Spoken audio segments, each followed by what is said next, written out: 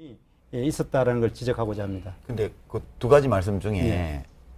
그 세월호 사건 참사 당시에 대통령의 행위와 관련해서는 약간 제가 좀 생각이 달라요. 그러니까 뇌물죄 문제는 뭐 그렇게 보실 수도 있는데 사실 헌법재판소가 직무수행의 성실성이라는 추상적인 어떤 개념, 성실하냐 안 하냐 하는 건 있지만 우리가 얼마나 성실하냐를 계량화하기가 되게 어렵잖아요. 수치로 나타내기가. 근데 그런 거를 가지고 이제 이 탄핵 심판의 대상으로 삼는 게 적절하지 않다는 건데 예. 사실 세월호 참사 당시에 대통령의 문제는 제가 판단하기에는 그 헌법재판관들이 좀 더 충분한 사실관계만 가지고 있었다면 달리 판단할 수도 있었다고 봐요. 예컨대 뭐 그냥 적당히 뭐 내 일도 아니고 뭐 내가 구조 전문가도 아닌데 뭐 그냥 괜히 뭐 이제 중대본 가봤자 방해만 될지도 모르고 이러면 어쩐지 좀 불성실하다 혹은 뭐 그럴 수도 있지 이렇게 생각할 수 있는데 아예 출근도 안 하고 아예 보고도 제대로 안 받고 그러니까 아예 아무것도 안 해버렸다. 그러면 그거는 이 직무수행의 성실 불성실 여부가 아니라 아예 직무유기. 공무원으로 치면 출근해서 일 안 하는 게 아니라 아예 출근 안 한 거예요.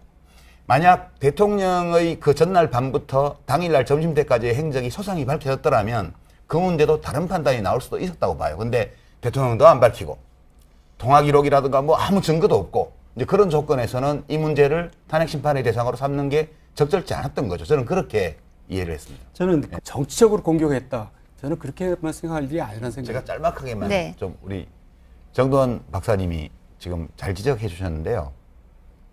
사실 대통령이 막 출근을 해서 열심히 했어도 아이들을 못 구했을 수도 있어요. 그 긴박한 재난이었고 막 그 군에도 동원령을 내리고 막 그렇게 했는데도 실패했을 수도 있어요. 지금 이 세월호 참사가 문제가 되는 거는 대통령이 구조 전문가도 아니니까 어떻게 나와서 발을 동동 구르면서 어떻게 하고 국민들이 마음 졸이고 있을 때 같이 마음 졸이는 그것만 했더라도 뭐 못 구했다고 탄핵하자는 게 아니에요. 무능을 이유로 탄핵하자는 것도 아니에요.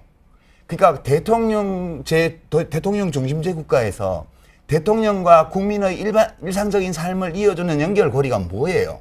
대통령이 우리한테 신경 쓰고 있다는 거 아니에요. 못 구했다고 뭐라는 게 아니고요. 그 사고 책임이 대통령한테 있다고 하는 것도 아니에요.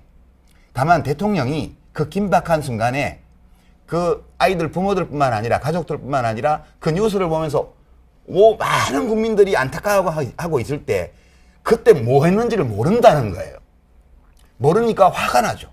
그러면 늦게라도 그때 제가 뭐 했습니다라고 얘기를 해주면 될 텐데 뭐 안 했습니다라는 얘기만 하니까 그래서 법리적으로는 탄핵 사유가 안 되지만 국민들의 마음으로는 이게 탄핵 사유가 된 거예요. 이제 그 점에 대해서는 저는 논리적으로는 우리 정태호 의원님 말씀이 일리 있다고 생각해요. 그러나 문제의 핵심이 거기 있는 것은 아니었다. 그 점만 좀 덧붙여. 네, 그러니까 저도 네. 한 말씀 좀 네. 더 드리겠습니다. 아까 탄핵하자는 게 아니에요.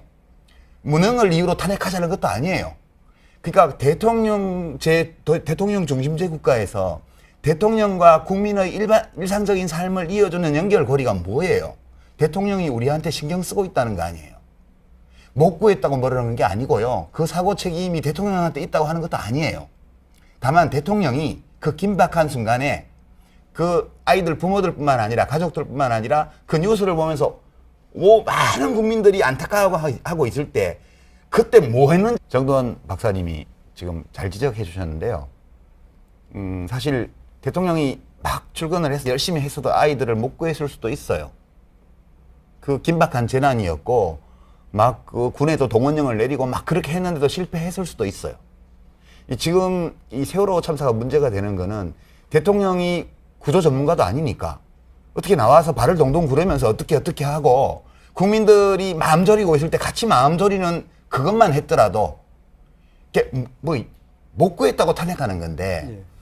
사실 세월호 참사 당시의 대통령의 문제는 제가 판단하기에는 그 헌법재판관들이 좀 더 충분한 사실관계만 가지고 있었다면 달리 판단할 수도 있었다고 봐요. 예컨대 뭐 그냥 적당히 뭐 내 일도 아니고 뭐 내가 구조 전문가도 아닌데 뭐 그냥 괜히 뭐 이제 중대본 가봤자 방해만 될지도 모르고 이러면 어쩐지 좀 불성실하다 혹은 뭐 그럴 수도 있지 이렇게 생각할 수 있는데 아예 출근도 안 하고 아예 보고도 제대로 안 받고 그러니까 아예 아무것도 안 해버렸다. 그러면 그거는 예, 있었다라는 걸 지적하고자 합니다. 근데 그 두 가지 말씀 중에 예.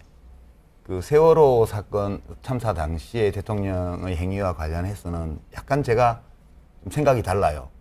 그러니까 뇌물죄 문제는 뭐 그렇게 보실 수도 있는데 사실 헌법재판소가 직무수행의 성실성이라는 추상적인 어떤 개념, 성실하냐 안 하냐 하는 건 있지만 우리가 얼마나 성실하냐를 계량화하기가 되게 어렵잖아요. 수치로 나타내기가.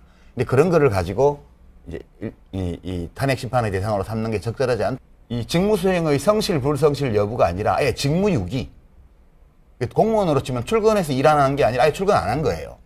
만약 대통령의 그 전날 밤부터 당일날 점심 때까지의 행적이 소상히 밝혀졌더라면 그 문제도 다른 판단이 나올 수도 있었다고 봐요. 근데 대통령도 안 밝히고 통화 기록이라든가 뭐 아무 증거도 없고 이제 그런 조건에서는 이 문제를 탄핵 심판의 대상으로 삼는 게 적절치 않았던 거죠. 저는 그렇게 이해를 했습니다. 저는 정치적으로 공격했다.